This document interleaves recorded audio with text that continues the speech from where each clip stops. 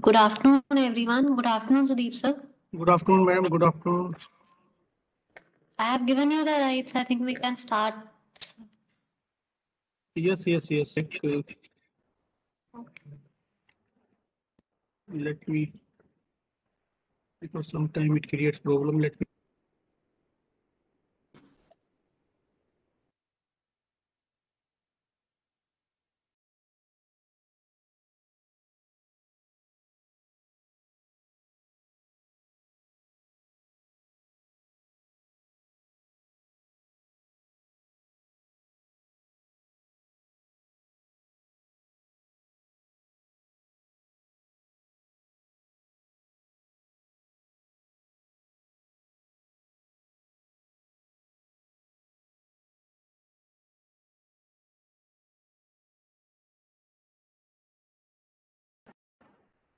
My screen is visible. My voice is audible to all of you. Yes, sir. Okay. So let me make it as a full screen. So in the previous session, we have discussed a couple of use cases related to the blockchain that if you want to apply the blockchain in some of the use cases, then how you are going to apply and what are the ways you are going to apply. So what is the agenda for today's session? As in the previous session, I have told you that I am going to cover some of the content related to how many kinds of development tools and frameworks are having. So are there in that will help you in order to do your implementation. So today the agenda is like that. First, we need to wind up the about the tools, that how many kinds of tools and frameworks are there. I will introduce each and every tool, okay, in a brief basically, because otherwise if I'm going to explain each tool, it will require 2 hours or 2 to 3 hours for each and every tool. Okay, so I have just included a brief introduction of each and every tool and how you are going to install it and in what application you are going to select it. Okay, so first we are going to wind up this. Then after that, we need to check that in general, if we can say that how or what are the ways or what are the different steps that I need to take care while I want to see that is there any potential from the blockchain technology if I want to use it in my research area, like you are already working in the embedded system or in computer vision or some deep learning based applications, and you want to see any kind of potential is there from the blockchain side. If you want to apply the blockchain in your identified or in your research area in which you are or you have already worked, or you are in a new area in which you are willing to start work. Okay, so this is the agenda, the two discussion. If the time permit, then we will take one case study also. Okay, so now just to start, let me open the pointer. So what kind of different tools and frameworks are there? So in this particular talk, we will talk about what kind of IDs, what kind of tools, what kind of frameworks are there, particularly for the Ethereum development. And if you need to develop smart contract, because I believe that Subhani has given you lots of stuff related to the smart contract development in the Solidity language. So as far as language are going to concern, we will discuss about the language also when it comes to be the development of the smart contract. Then we are going to discuss different methods of developing the smart contract for Ethereum blockchain and what are the various constructs of Solidity language. So fundamental part of the Solidity, I believe that she has already covered. Okay. So just to start, this is a taxonomy of various tools and framework. So this taxonomy we have prepared that based upon our understanding that will be beneficial for the students and to all the community, that because it is going to be a kind of a hurdle among each and every individual that when it comes to be like in your major project, final year major project or a minor project, if you want to take blockchain as one of your research objective in your research project, then it is going to be a trouble for you that which implementation tool you are going to select as far as to validate your idea in a simulated environment. Okay. So I believe that after this presentation, you will get some kind of idea about the variety of tools that are available. So now come to our discussion about taxonomy. So we can divide the entire tools and frameworks into various categories. Let's say, for example, if I talk about the languages, we will take one by one each and every, and we are going to see that what are the technicalities behind each and every tool. So in general, if you talk about languages, not only there is Solidity, there are other languages also. I believe that most of the students are familiar and happy to write code in the Python. So for them, Viper is a kind of a language, but not very familiar among the research community nowadays. If you want to build up the smart contract, now the community is going to prefer the Solidity language, and you can also visualize this over a period of next 5 to 10 years that this Solidity is going to be a kind of a most popular language among the scientific community. Serpent is also there. Lisp is also there if when you are going to deal with some kind of procedural oriented languages. And Muton is also there. But as far as my understanding, Solidity is most preferable. But if you love Python, then you can also go with the Viper. So if you want to build up your smart contract, then I think Shubhani has already given you a kind of a flavor about how you are going to write the smart contract in the Remix. But Remix, there is no need to do any kind of installation. It's a kind of ID basically. So other IDs are the Ethereum Studio and Visual Code, Studio Code or VS Code that we can call it as a. So and compiler that is used by the Solidity is the Solec compiler. So the file is automatically having the extension .solc. And as far as the frameworks are going to concern, some people are using Truffle also, and APIs tools that we are going to discuss, the MetaMask and the Web3. And if you want to build up your personal test blockchain just to test the environment, so people are also using the Ganas and Test RPC. So we will take one by one. So basically, why there is a requirement of having the languages in the blockchain area, the research area. So basically, in the blockchain, there are multi parties are involved. So in order to make a kind of a arrangement in such a way which is not going to create any kind of hurdle whenever we are seeing any kind of potential for this application when we go for the real-time implementation of it. So we need to build up the smart contract basically. It's not the physical contract, they are the smart contract because they are to be written in a Go or Solidity kind of language. So it's a piece of code basically. So smart contracts can be programmed in a variety of languages for particularly for the Ethereum blockchain. So there are 5 languages basically. This list is very long, but I have selected only the very popular languages. There are 5 languages that can be used in order to write the smart contract. Not only the Solidity is one of the language. Okay, Solidity is not only one language, other languages are also there. Muton, Lisp is a low-level programming language, Serpent, Solidity, and Viper. So we will take one by one. Muton, basically, Muton, it is a Go style language basically that was invented in the year 2015 and is nowadays, if you see, no one is going to write in the Go style kind of languages when it comes to writing the smart contract because features are not supported, interface is not as per the user friendly.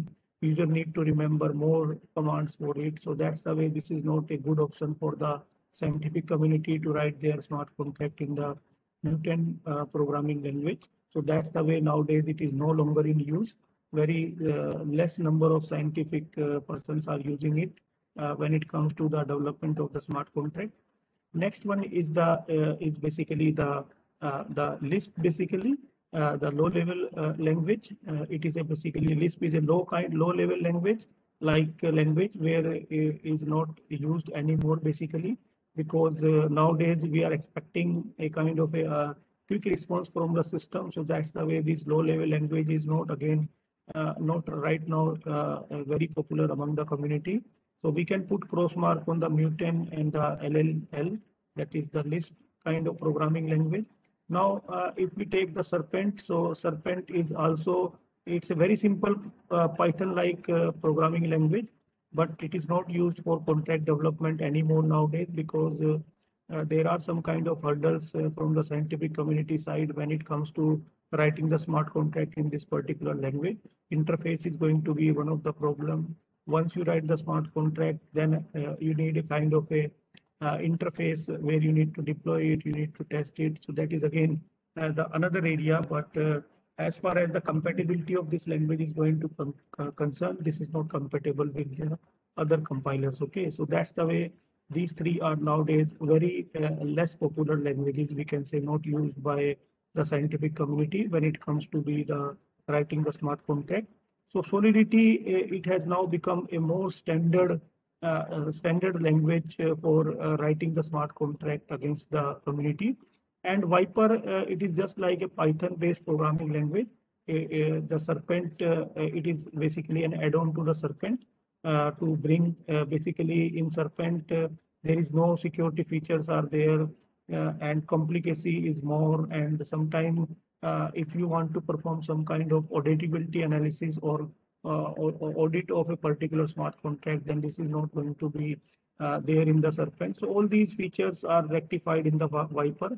So it is just like a Python-like programming language, which brings the security, simplicity, and auditability in the smart contract development. So as far as final takeaway is going to concern with respect to the programming language from my side, you can select Solidity or Viper. But my advice is you can go for the Solidity because it has more features, user-friendly language, okay, as when it compares with the Viper. So choice is yours. If you are familiar with Python, then you can also go with the Viper.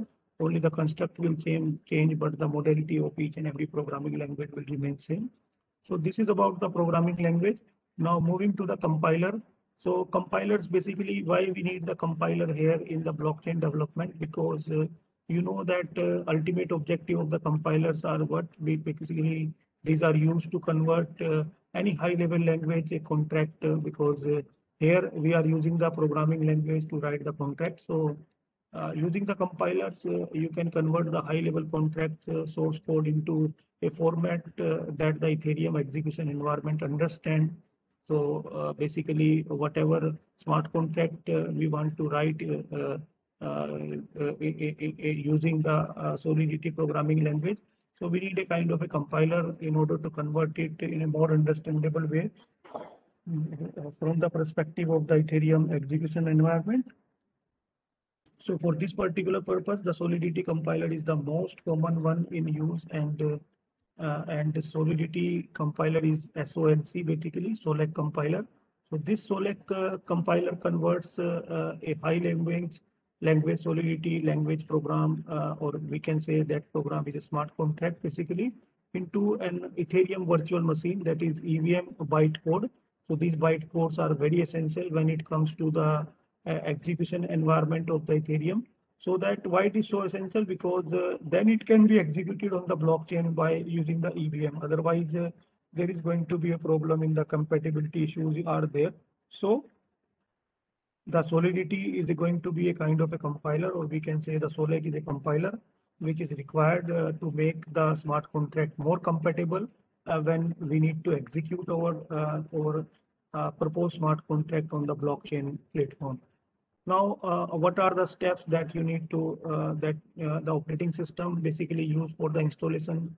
So in the Linux, if you install the Solidity, so this is going to be the command, or if you want to install the Solidity, which version you are going to use of the compiler, if you want to check that this is the command only to check which version you are working, because sometimes it happens that you are there is some problem in the compatibility of the versions also. So whatever smart contract you are going to write in the new version, that is not going to be sometime executed on the previous version. So that part you need to check that on which version you are working. And you can use the Mac OS also as far as the installation of the Solec compiler is going to concern. So these are some of the installation commands that you need to take care while and I advise you that if you are going to use the Mac, all the installations you want to do in the Mac, then there are some hurdles that you need to take care, because in case of Mac, it is sometimes it is not going to support a particular implementation tool.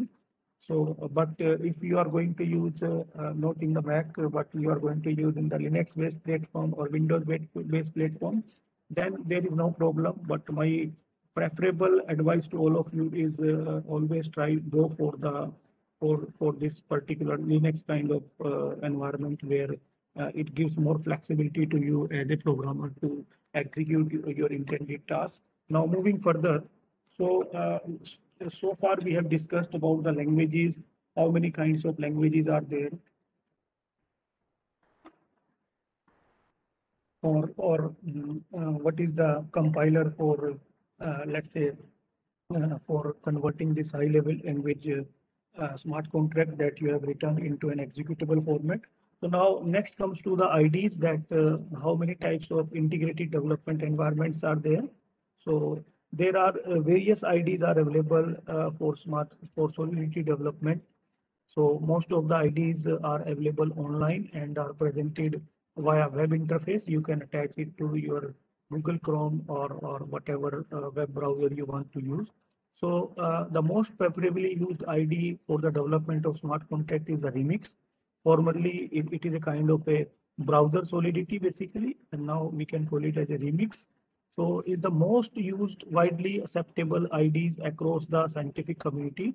For what purpose? For building and debugging the smart contract.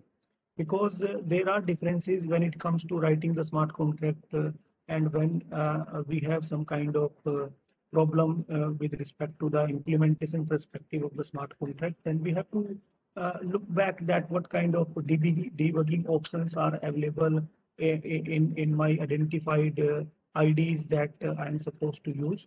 So the Remix is going to provide a wide variety of debugging options to you, where it gives some kind of flexibility to the programmer of the smart contract to give a kind of a help to them also. So my advice here to all of you is, if you are a beginner, then always try to use Remix and code your all smart contract using the Remix, because you know it very well that when I'm going to write the smart contract, then there are various steps associated with the smart contract. It is not only you need to write the smart contract, that is okay, but at the same time, once you have written the smart contract, then you need to run it, you need to execute it, or you need to deploy it, and then after that you need to do a kind of a costing analysis of it, or some kind of sometime the vulnerability assessment of it, that what kind of attacks, how many categories of attacks my smart contract can resist. So this will give you a kind of confidence to that you have built up a smart contract, and that particular smart contract is having a capability to resist against these categories of attacks. So for that particular case, if you are interested to know the answer of this question, then you have to identify some types of open source vulnerability assessment tools like MyThrill or Securify. So after that, this Remix is the web-based environment for the development and testing of the contract using the Solidity. So you might have practiced on the Remix ID, because Subhani has already worked on it, and she has given you the entire gist of Remix. And it is basically a feature-rich ID which does not run on the live blockchain. So in fact, it is a simulated environment, or we can say it's a virtual environment in which the contract can be deployed, can be tested, or can be debugged. So if you just type Remix ID in the Google, the first link you have to open, and then this interface will open, where you have different kind of already written the Solidity in the Solidity language, the different kinds of smart contract like .sol. So it represents that you are written that particular contract in the Solidity language. So here, this is a kind of area where you can write your smart contract. Then you can compile, you can run, or you can have many options to be play with the smart contract that you have already written in this particular using the Remix ID. So now after that, various features are there as far as the Remix debugger is going to concern, such as the transaction interaction, and which will connect to JavaScript virtual machine. Basically, it gives a kind of a configuration which is required highly for sometimes the executing a particular instructions. So on the top left hand side, basically the source code is written, where we have written our smart contract, and below that is the output log. Basically, this is the output log, which shows some kind of information message, some kind of information related to the smart contract that you have deployed. It is a kind of a output log basically, and the data related to the compilation is to be shown here, and the execution of the smart contract, that who have written this smart contract, for what purpose, what is the costing of the smart contract, and when it comes to transfer of a particular currency, because here no, we are not using the physical resources, we are using the virtual resources. So maybe in terms of the gas or in terms of the ether, we have to do the costing analysis of it, that what is the cost, the storage cost of this smart contract, or what is the entire cost of execution cost of this particular smart contract. So this kind of complexity analysis you have to create for your proposed smart contract. Now moving further, so what are the tools and libraries? So there are various tools and libraries available for Ethereum, and the most common one will be discussed. We are going to discuss in the next slide. So first thing is we need to install the prerequisites that are required for developing the applications for Ethereum. So what are those prerequisites? Prerequisite is during the implementation in the worksheet, I have already told you that you must have Node JS or npm package installed in your machine. So that part we have already discussed when we have seen the example or implementation of how to create the blockchain and how to implement the proof of work, hash validation, and the reward distribution. Now, let's say I'm not going to discuss about this, that Node version 7 or npm package. So next one is the test RPC. So test RPC is a handy when you need to take some type.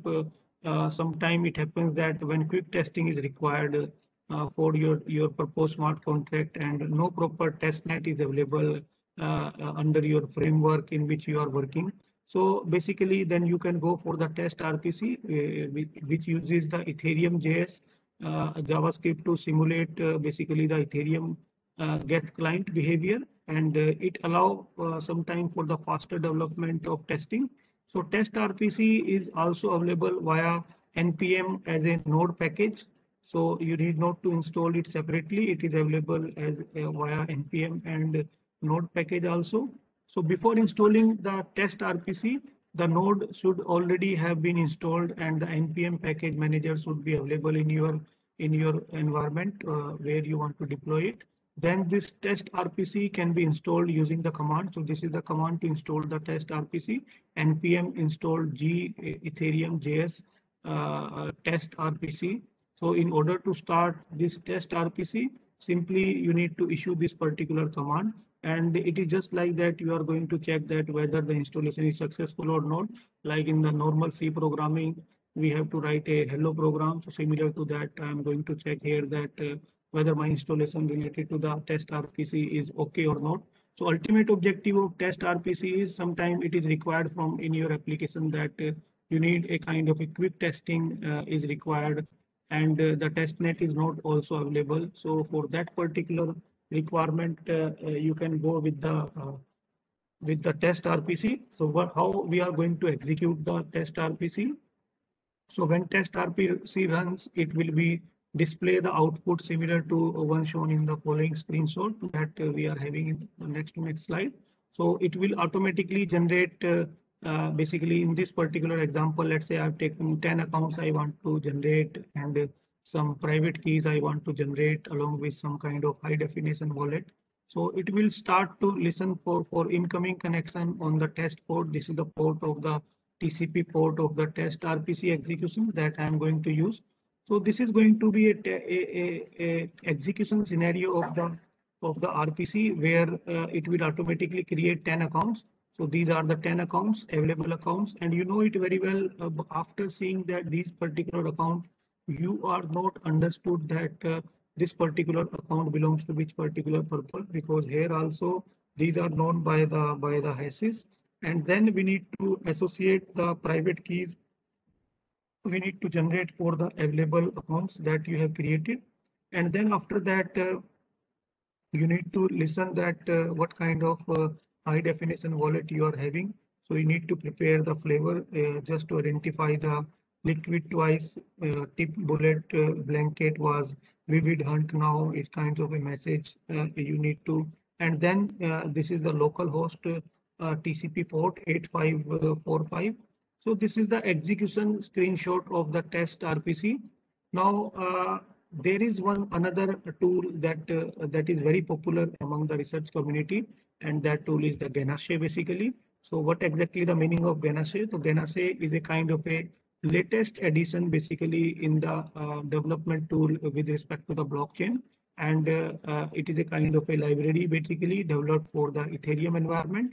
So the best part of Ganache is it is a user-friendly and UI based tool basically, where you need to, it gives a flexibility to the user that user will see all kind of transactions, and it gives a kind of a GUI interface to the user where user can not only reading the text, only can visualize it that this transaction belongs to transfer from which person to which person, and how many Bitcoin and how many currencies the sender has transferred from his end to the receiver end. That we will see in a couple of few slides. And some kind of more relevant details it will provide. It's just like a passbook basically, which will tell you the entire information about your account. So similar to that, it will give a flexibility to the user. But the best part is it is graphically, it is UI based. The platform is entirely UI based. So this is the another best part is this Ganache is fully working on the Byzantine enabled personal blockchain. That means while the development, if you want to develop your blockchain using the Ganache, then in this particular case, the best part is it takes the Byzantine behavior of the node into consideration. Not only the crash fault or network fault that we have discussed, it also considers the Byzantine enabled personal blockchain, which is to be used to provide a local testing environment for the entire blockchain. So Ganache is based on a JavaScript implementation of Ethereum blockchain, and it has built-in block explorer basically. And mining and making testing locally on the system is very easy in the Ganache. So if you want to test your entire implementation, it is very easy. You can test it on the system locally. So this is the entire interface of the Ganache. So see it very carefully, like it is just like your passbook and just your interface of the bank, where bank can see that how many customers are there. Okay, so in this particular case, you can see that this address, this is the address means what? This is account number holder 1, account holder 2, account holder 3, account holder 4, account holder 5, and how much balance the account holder 1 is having right now, the 100 ether.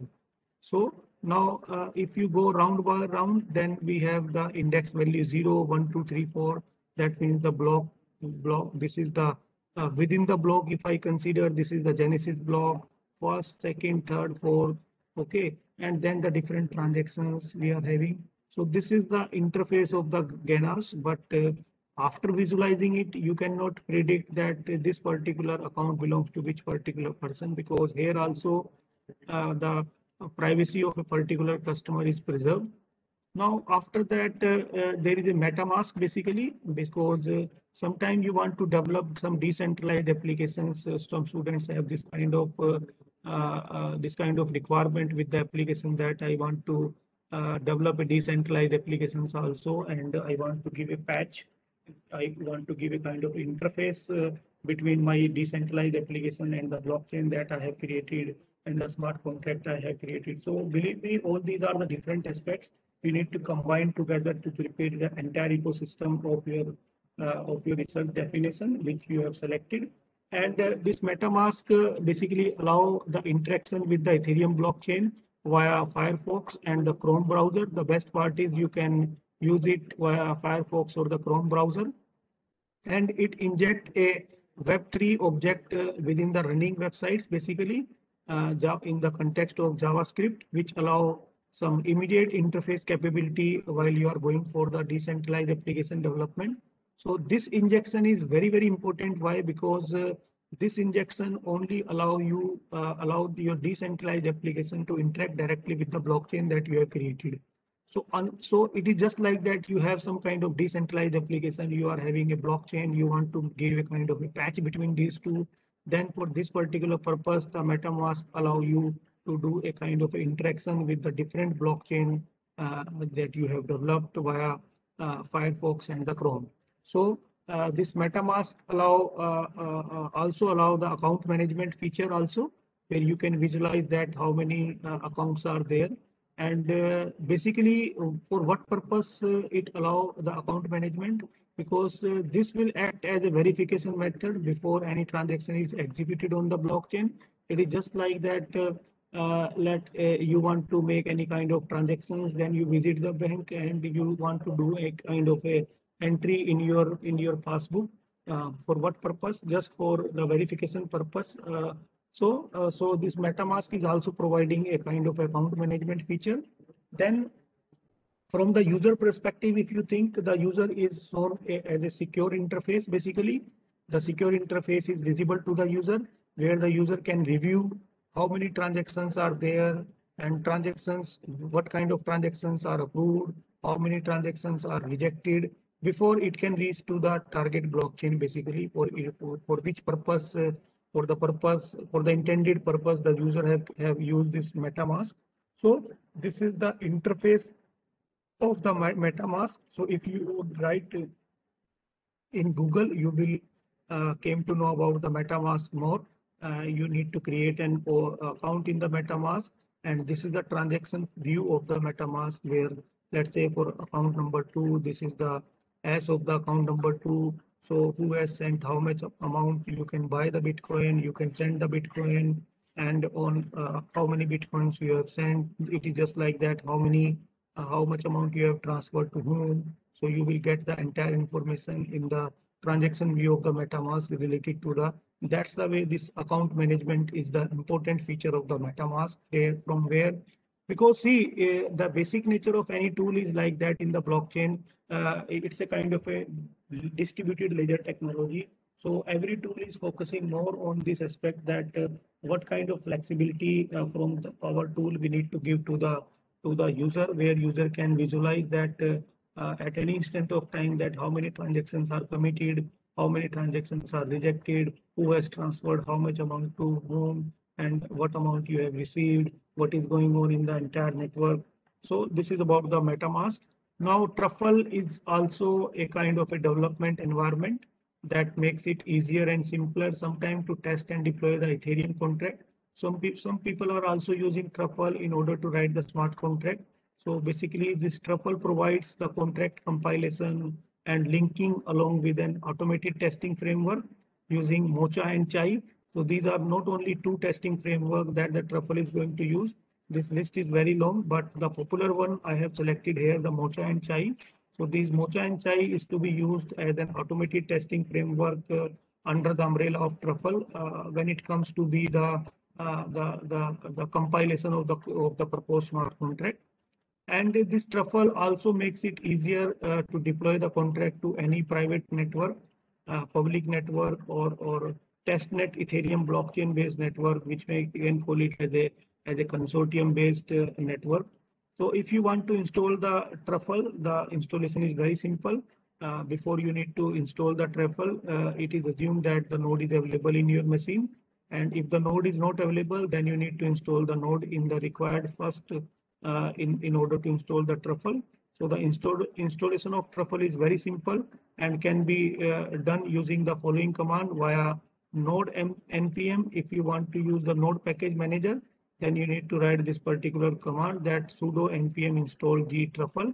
So if you just execute it, it will directly come to the installation phase, and where you need to continue and you need to complete certain more steps in order to complete the installation with respect to the Truffle. But here I want to advise you that installation of Truffle is dependent on the operating system also, because separate patches are available when you go for the Mac related implementation, Linux related implementation, and Windows related implementation. So try to see this aspect also, that in which machine you want to install it. So next one is contract development and deployment. So there are various steps that need to be taken care in order to develop and deploy the contract. So broadly, these contract can be, there are 4 steps related to the contract deployment. These contracts are basically the smart contract. So we need to write them, we need to test them, we need to verify them, we need to deploy them. So writing, testing, deployment, and verification, these are the 4 most important steps when it comes to the smart contract deployment. So after deployment, the next optional step is to create the user interface and present it to the end user via the web server. So this is an optional feature. Now, writing of the smart contract, basically it is concerned with writing the smart contract source code in the Solidity. So I am not going to cover it because you know it very well how to write the smart contract in the Solidity. So this is the Visual Studio Code interface where you have already written a couple of smart contract for various applications. So once you need to execute it, then you need to test it, you need to verify it, and you need to deploy it. So testing is usually performed by automated, means the Mocha framework is there to test the contract.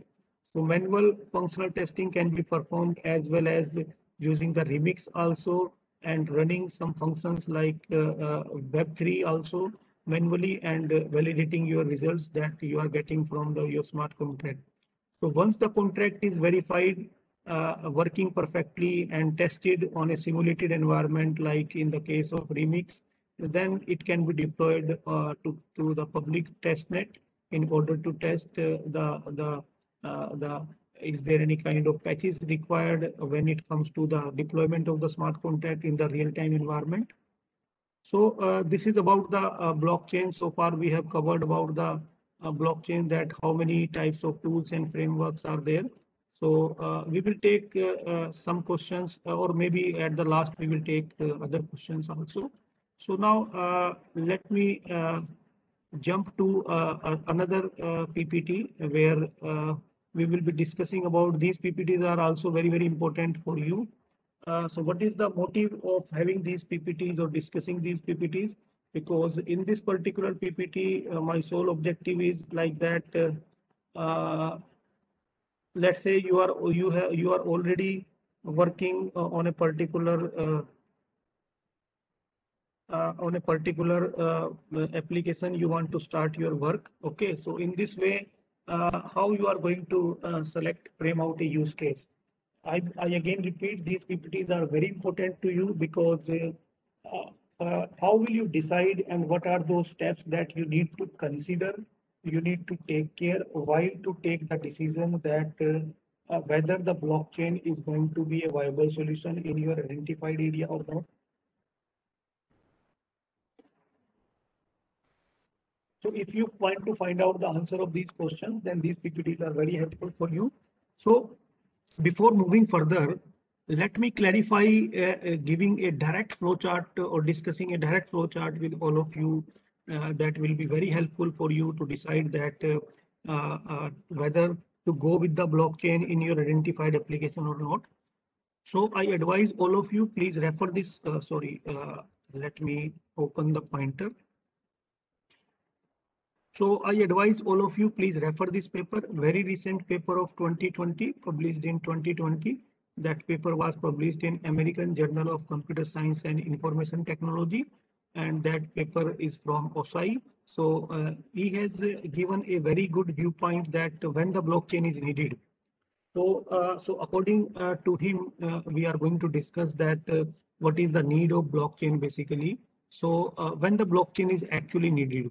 So let's say, for example, you are working in a wireless sensor network, or routing in wireless sensor network, where cluster head plays an important role. So, and after attending this particular course, there is a question raised in your mind that whether there is some kind of flexibility to apply the blockchain in the wireless sensor network, particularly in the cluster head election mechanism. How will you directly evaluate these types of questions?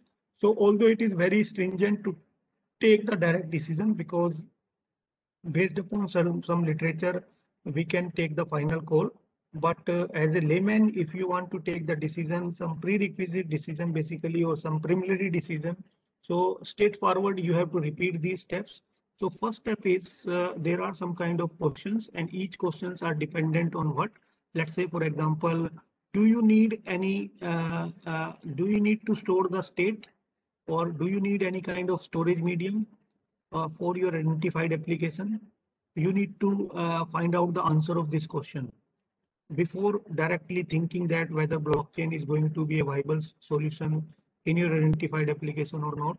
You can visualize or you can think that in your problem statement, is there any kind of requirement to store the state of a particular machine or the state of a particular node, or we can say, is there any kind of requirement of the storage? So this question will give you two answers only, yes or no. It will give you the answer in Boolean, yes or no. If there is no requirement to store the state, then you can directly jump to don't use the blockchain state. There is no requirement of adopting the blockchain. Once you are having answer of question number one, I can say question one, no. And question one is what?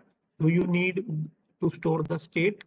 Second question, if the answer to question number one is yes, then we can move to question number two.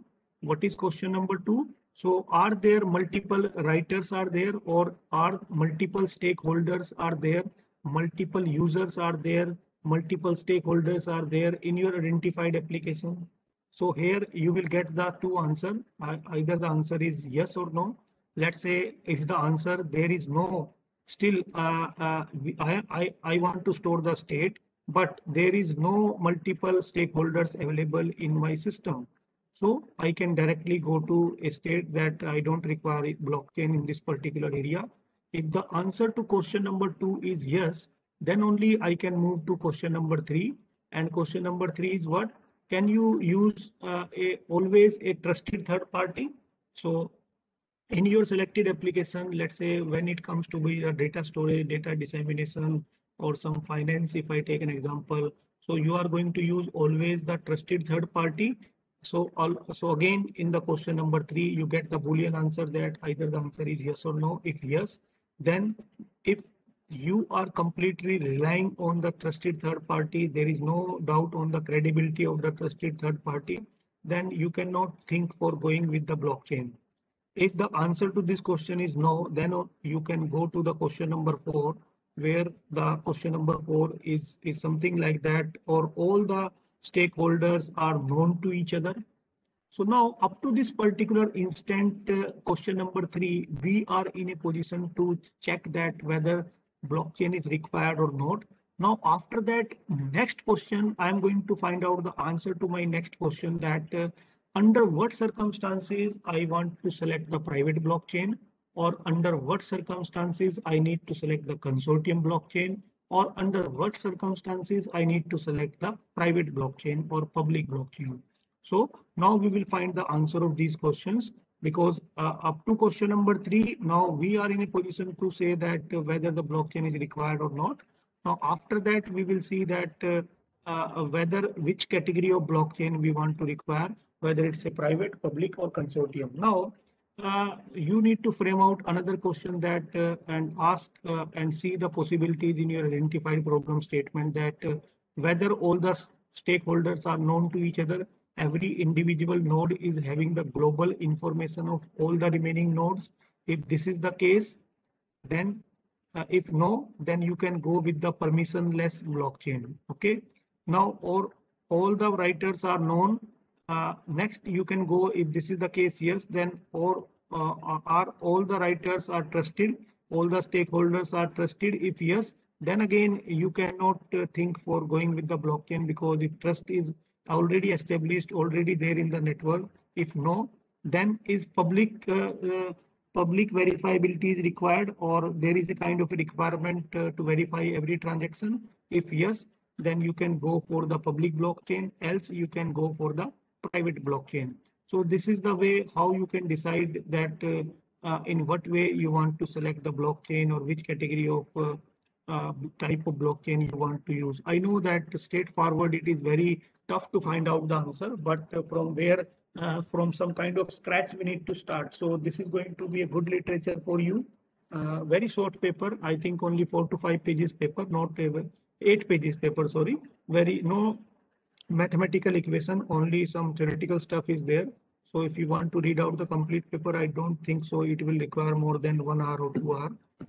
So very good paper when it comes to be finding out whether the blockchain is required or not. Now moving further, so now if the blockchain is required, then what are the different sample use cases with respect to the industry 4.0 different verticals? So I have listed only few here, but this list is very long. So if you want to apply the blockchain in the financial services, so what are the different options available for you to go for the financial services? Like you want to apply the blockchain in the trade finance, you want to apply the blockchain in the cross currency payment, or sometimes the cross country payment also. What kind of under the umbrella of financial services, some kind of mortgage of property, and know your customer campaign. If you want to apply the blockchain and some kind of cross border taxes, because you know it very well that every country is having different options for the tax, and this is going to be a hurdle sometimes for the, let's say some material is coming from China, and some material is coming from New Zealand, some material is coming from Japan. So they are having different, and our material is also going there. So every country is having different percentage of taxes.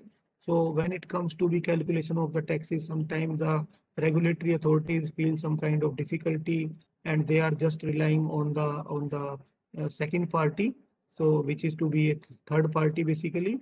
So this is going to be a very grayscale area for all of you if you want to select the blockchain in the financial services. Now, next one is the public sector. If you want to contribute in the public sector, then what could be the option for you? I'm just floating some idea in front of you so that you will get a kind of a gist that what are the different options available for you to think that blockchain could be a viable solution under this particular application, or whether sub applications. So like in the public sector, asset registration, let's say land registry, if you want to do, you know it very well, Tehsil and Taluka, they are highly flooded with the manual documentation. Sometimes it is a very tedious task for the Patwari and for the NAT Tahsildar and Tahsildar to search that particular content.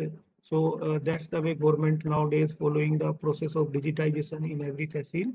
So citizen identity like the Aadhaar or UID, if you want to apply the blockchain in that particular area, some kind of medical records pertaining to the citizens of the particular state or particular city, or medicine supply chain, like very popular nowadays in the COVID-19 situation. So how you have to maintain the transparency in your entire supply chain, but that supply chain comes to be for the COVID-19 disease, because everyone is fighting for the medicine.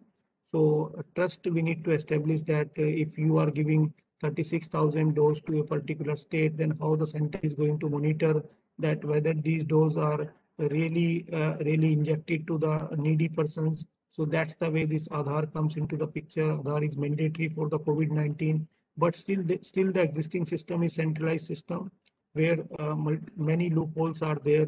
So you can contribute in this direction also by giving a kind of a decentralized framework for the COVID-19 supply chain distribution. Now, next one is the retail. So in the retail, if you take the retail as a broad area for finding the adoption of blockchain, then under the umbrella of retail, we are having supply chain. Then comes to be the loyalty program, information sharing, that is the supplier retailer basically relationship you want to build up. So in case of insurance also, sometimes insurance company feel this kind of a hurdle that sometimes the wrong insurance is going to be settled. How they are going to avoid this kind of situation, that as a company, how they are going to ensure it that whether the claim this is coming from the valid customer or not. So you can also apply the blockchain in this particular area, claim settlement, then the risk provenance, asset usage history for a particular insurance company, and then the claim file, entire claim data is available in a distributed way to all the parties. And last one is the supply chain and logistic, where You need to do a kind of a supply chain of finances, marketing, maintenance, tracking of a particular machine, predictive maintenance. In the case of predictive maintenance, also sometimes nowadays the companies in the era of automation are using the blockchain as one of the feature when it comes to be the predictive maintenance of the machine. Then supply chain of the compliance. So these are some of the applications which you can target. This list is very long. You have the diamond industry, you have the healthcare also. I have not selected these because I have selected only few just to give you a kind of a flavor that now the next part is what makes just a minute, what makes a particular use case a worthy use case, basically how you are going to identify that blockchain is going to be a use case is not always easy basically. So now I'm going to discuss some of the steps that will help you in order to make a good use case. Now this is going to be a new learning for you that how can you visualize that blockchain is having the potential in the use case. So in the couple of next 10 to 15 slides, I'm going to discuss about this. So now let's say, for example, identifying a good blockchain use case is not always easy but however, there should always be a business problem to be solved if you consider any case of business environment like in this particular case, we have discussed different business environment. So in any business environment, we have a business problem. We can easily identify it that need to be solved. So that cannot be more efficiently solved with other technologies. And any identifiable business network we can identify easily with participants, some kind of assets and transactions. So there is a need of always trust in the businesses and we need to maintain it by using the consensus or immutability or finality or sometimes the provenance also. So what basically makes a good first blockchain use case? Let's say, for example, I am new to the blockchain and I know the nuts and bolts of the blockchain. I know some kind of the development framework environment.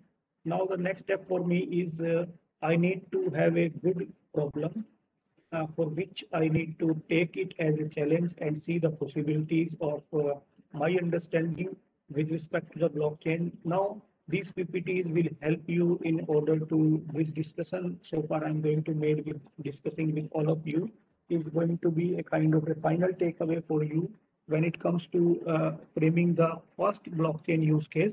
So first use case are even more difficult sometimes to identify because you are the new one to identify the first use case. You don't have any kind of a supportive knowledge, only you have a kind of a basic fundamental knowledge, but you don't have the knowledge of the project development. So a limited first use case are even more difficult to identify where a limited scope but still solves a real business problems. So minimum you need to identify some kind of a viable product in a few weeks of efforts.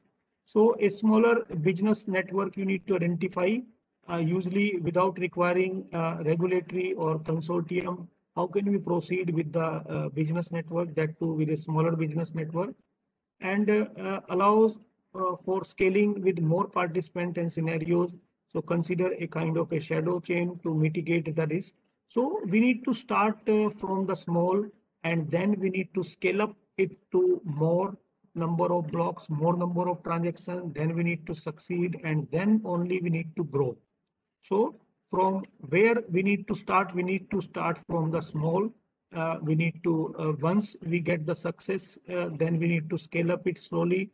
Then then we need a kind of a note. Here we are getting the partial success, then we are getting much more success, and then we need to grow it. And then we can say that identified use case that we have already identified and we have seen the potential of the blockchain. It's going to be a kind of a revolutionary technology for this particular use case. Now, what are the different steps that you need to consider while understanding the business problem? Let's say, for example, you have identified a business problem. What exactly the meaning of business problem? It comes to be any use case that you are going to supply. Let's say, for example, I have identified healthcare as an application. Okay, so I want to work in the healthcare and particularly to secure the electronic healthcare of the patient. Okay, so this is my problem. Now, what steps I need to take care while selecting the problem that we are going to discuss now. So first question is you need to get the answer of this question that what is the specific business problem or the challenge that the first project will address. That means you need to narrow down the scope of the business challenge. Okay, so what is the scope of your problem and why the current technologies are or centralized technologies are not in a position to solve this particular challenge. You need to have a crystal clear reply to this question. Unless and until you have a crystal clear reply to this question, you cannot proceed further. Otherwise, it is going to be a kind of a very messy use case that you are going to frame out and that has no novelty, and ultimately from the use case you come up with a kind of a unexpected output that you have not expected from this particular use case and you have wasted your whole 1 month or 15 days. Okay, so next question is what is the current way of solving this business problem? That means in the current context, if you talk about the 2021 and you are going to solve this particular problem and according to you, you are considering it as a problem, then what are the ways available to understand the current system? Basically, what are the current systems are available or what is the area of scope available in the current system as far as your problem statement is going to concern? You must have the crystal clear answer to this particular question. After that, assuming the business problem is large, what specific aspects on the business problem will be addressed? That means, in your opinion, whether you are going to develop a kind of a prototype or small setup, but think in this particular direction that if I succeed in this particular and if I'm to scale up it, then what is going to be a kind of a realistic scenario for you? So you have to assume it also and have the answer of this particular question also. Now moving further, what is the fourth question for which you need to find out the answer? That who are the business network participants? That means who are your competitors basically, or what are the end users of your problem or the organization sometime when you are going to develop any kind of product, those are involved and what are their roles basically. So if there is no specific business network involved in your identified understanding the participants basically, then this is not a good use case basically, because this is the prerequisite in the blockchain that you have the large number of stakeholders involved in your application. We have already noticed when we have discussed about the consensus that reaching to a common consensus if we are having only 2% is not viable. At least we require more than 2% in order to reach to a common consensus. But in the case of three journal Byzantine journal problem, we have noticed that with the 2 lieutenant and 1 journal, reaching to a common consensus is also a difficult task. Okay, so the next question that we need to find out the answer of the next question is who are the specific people within the organization for which you want to give the solution to the organization and what are their job roles. So you need to understand the key users in your business network. Now, the next part is how you are going to understand the participant basically. So understanding of the participant is very, very important when you are framing out your first use case for the adoption of blockchain, irrespective of the application I am talking in general. So you need to identify a certain answer to certain questions like who are the participants, how many types of participants are there. Sometime in the healthcare, we are having clinician, paramedical staff, doctors, nurses. So there are different categories of participants. We cannot fix up the role of all the participants. We need to divide their role like doctors, nurses, paramedical staff, and clinician staff and the admin staff. Okay, so you need to find out in your identified use case. Then you need to identify how will they assess and interact with the blockchain. So like doctor, how they are going to interact, how your nurse is going to interact, how your medical staff is going to interact, how your admin staff is going to interact. You need to identify. It is going to be a kind of a entire graphical layout, and you need to give, because this is going to help you while you are going to set the access control policies of your entire network. Then will they be peer nodes, or do you need any kind of web or mobile interface? If you need a kind of a mobile interface, then you need to take care of the mobile security also. because the protocol used in the mobile is entirely different. When it comes to be the desktop, it is entirely different. So think in that particular direction also. Are the gateways because needed or at all or not? Because is there any kind of exchanges of data between the different service providers? Then you need a kind of a gateways also. Okay, so do you need to integrate to external data sources or not? So who will operate the blockchain? You have a kind of admin or a kind of a node who will act as a regulatory for the entire blockchain. Who will govern and regulate the entire blockchain? What is the value of incentive you need to give after every round to each participant to join a particular network as a case of the incentive? So these are some of the questions for which you need to have the answer of these questions. So see, slowly, I am going to increase the complexity of the use case. Selecting a use case is not a straightforward. You need to think the answer of these questions, sit silently and think that whether the blockchain could be a viable solution for this particular area or not. Then you need to identify the identities also, that do you need to know your users, that who are your users. So in most of the business use cases, some of the identity is required, like if I take an example of public blockchain. So in case of public blockchain, an identity sometimes could be provided, such as the information sources. So these sources can come from the government, come from the financial institution, or sometimes from the utility providers. But when it comes to be the private blockchain, so we need a kind of a gateway or sometime a controller which ensures the identity that needs to be verified before the credentials are to be issued to the new user. So this is the identity you need to take care in your use case also, that what kind of identity you know about the users, that whether the users are known to you or not. Now coming to the sixth question, so far we have already discussed about the five questions. So this identity and understanding comes under these question number 4 and 5. Now we are moving to question number 6, that what assets are involved, what is the key information associated with the assets. Assets in terms of what? Assets in terms of, let's say I want to adopt the blockchain in the diamond industry. So assets in this particular case are the diamonds. Okay, like in the healthcare, assets are the digital electronic healthcare of the patient. So you need to identify what kind of assets are there in your identified applications.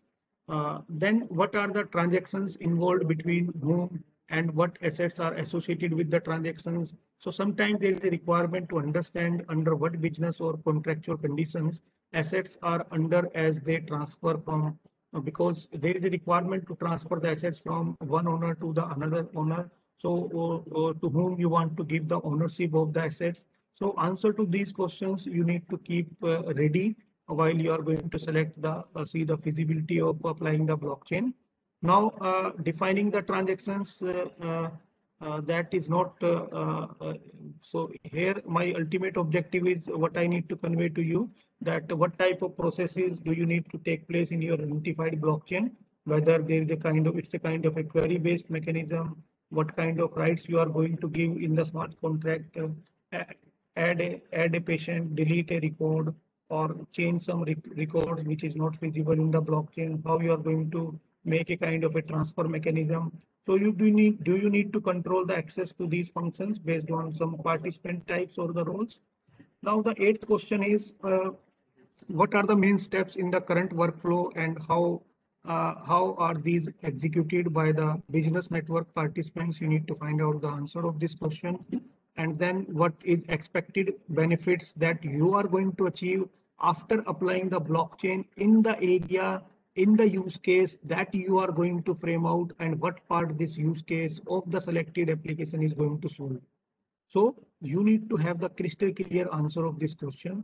And next question is, what is the legacy systems they are going to be involved, and what degree of integration with the legacy system is required. And sometimes there is a requirement of assessing the business values also, because it can be very difficult sometimes to accurately quantify the investment case of the blockchain. So after, despite of having these questions, sometimes also it is very tedious to think the adaptability of blockchain. Then for that particular purpose, you can do a kind of a costing analysis.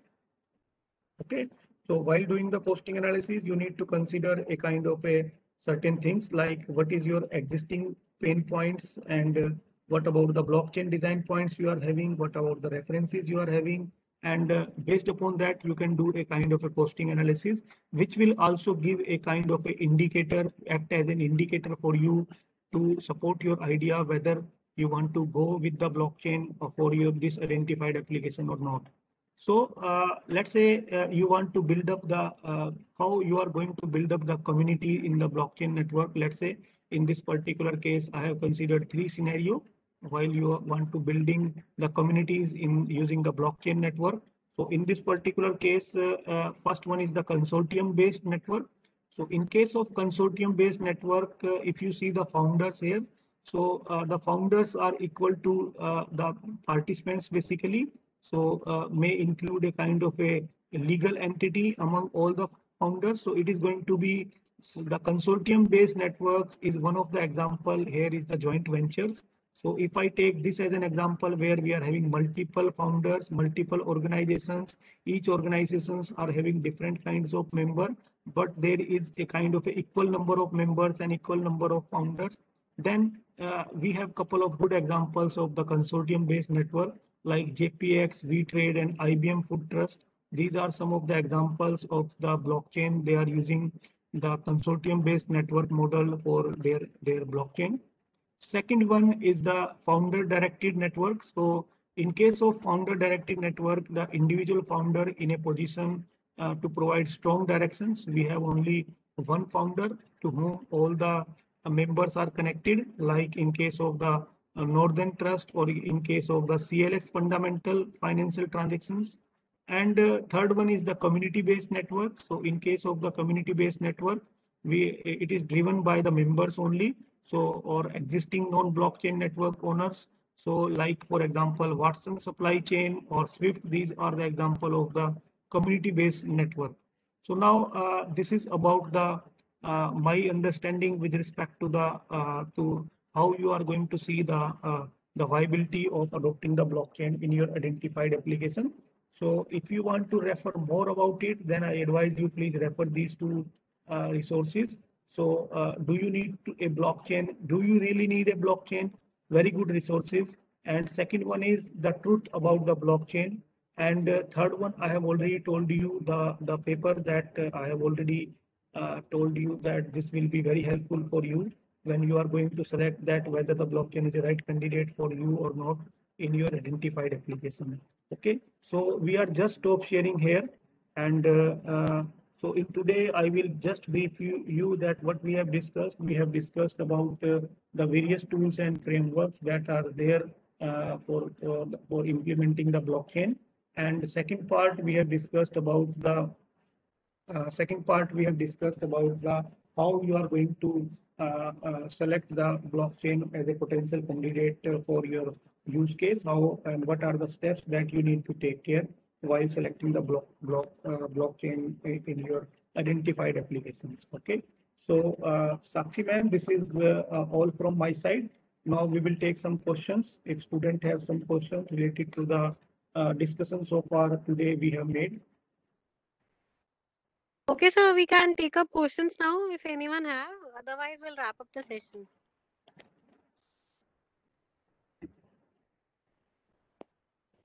Anyone having any doubt? I know that this is going to be a kind of a theoretical stuff for you today, but believe me, when you are going to write a paper, research paper, or doing a research or doing a project in this particular area, then these questions are very, very essential. This will help you in order to clear your idea or in order to define your problem statement.